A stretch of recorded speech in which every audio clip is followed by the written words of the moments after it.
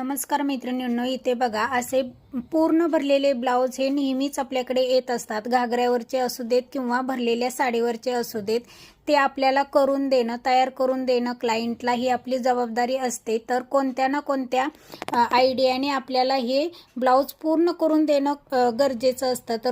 तर तुम्ही तुमच्याकडे जर असे ब्लाउज आले तर तुम्ही कोणती आयडिया वापरता हे मला कमेंट्स बॉक्समध्ये नक्की सांगायचं आहे. हे बघा इथे पूर्ण म्हणजे फिटिंगच्या जागेवरती पूर्ण भरलेला ब्लाउज आहे.